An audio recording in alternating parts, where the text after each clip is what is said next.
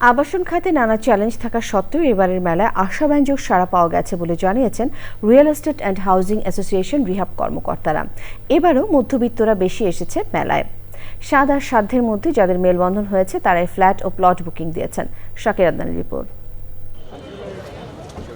দেশের আবাসন খাতের সবচেয়ে বড় আয়োজন রিহাব ফেয়ার রাজধানীর আগারগাঁওয়ে বাংলাদেশ চীন মৈত্রী সম্মেলন কেন্দ্রে মেলার শেষ দিনে ক্রেতা দর্শনার্থীদের ভিড়।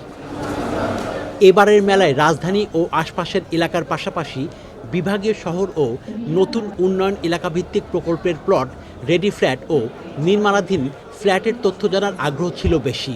বাজেট আছে, কিছু কিছু ক্রাইটেরিয়া আছে, কিছু কিছু লোকেশন আছে, লোকেশন বুঝে আমরা দেখছি আর কি। 1500 স্কোয়ার ফিটের যে ফ্ল্যাটটা আমি সেটা আর কি কত প্রাইস কেমন এটা নিয়ে ডিসকাস করতেছি। যারা ইন্টারেস্ট দেখাচ্ছে তারা যখন আমাদের এখানে বুকিং করবে তাদের হচ্ছে আমরা ঢাকা ব্যাংকক ঢাকা একটা অফার তাদের জন্য রেখেছি। ছাড় দিচ্ছি না, বাট আমাদের ক্লায়েন্টদের জন্য সুব্যবস্থা থাকবে। মধ্যবিত্ত শ্রেণীর অংশগ্রহণটাই বেশি।